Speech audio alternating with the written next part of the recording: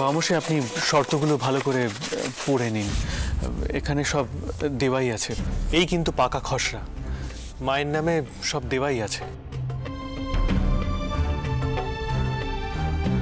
তবে উকিলবাবু বলছিলেন এমন কোনো লোক যেসব দেখাশোনা করবে যদি আপনি মনোনীত করে যেতে পারতেন তাহলে ভালো হতো।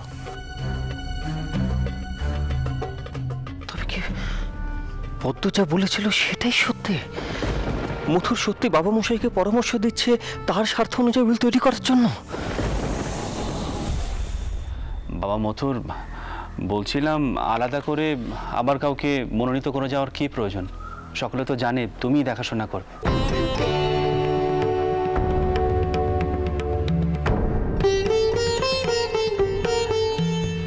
বাবা মথুর, আমাকে কথা দাও, যে কোনো পরিস্থিতি আসুক না কেন, যে যাই বলুক না কেন, তুমি এই দায়িত্ব থেকে কখনো সরে যাবে না। দেখো, আমি তোমার ভরসায় এত কিছুর ব্যবস্থা করেছি। আপনি আমাকে একখানা কথা দিন, সম্পত্তি কারবার এসব নিয়ে আপনি আর কারোর কথাতেই মাথা লাগাবেন না।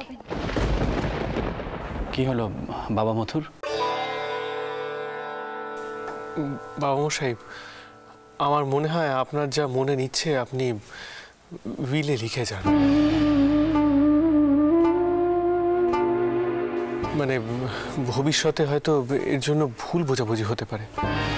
না মানে আমি আমার কাজ করব, তবে আসলে এটা যে সবাই খুব ভালো নজরে দেখবে তেমনটা তো নাও হতে পারে, তাই না?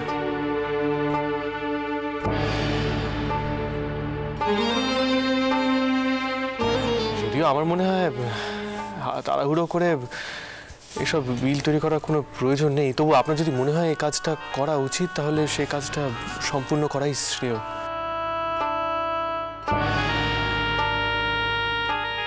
বজ্জামাই দাদা,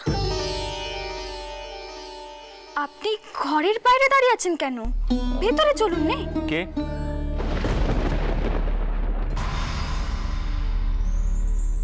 ও বাবা রামচন্দ্র, এসো ভেতরে এসো। আঠামশাই, আপনি বাড়ি কেন? আসুন। না না, মানে ওই আমি একটু এসেছিলাম আপনার শরীরের খোঁজ নিতে, তো তারপর এসে দেখলাম আপনি ব্যস্ত আছেন, তাই আমি চলে যাচ্ছিলাম বাবা মশাই। বজ্জামাই দাদা, আপনি তো বাইরে দাঁড়িয়েছিলেন, তাহলে আপনি কেন কইছেন যে আপনি চলে যাচ্ছিলেন? আর আপনাকে আমি নিষেধ করেছিলাম না এসব সম্পত্তি কারবারের মধ্যে আপনি জড়াবেন না? এই জন্যই করেছিলাম। বাবা মশাই তো আর জানেন না, অন্যেরা কি সন্দেহ করেন?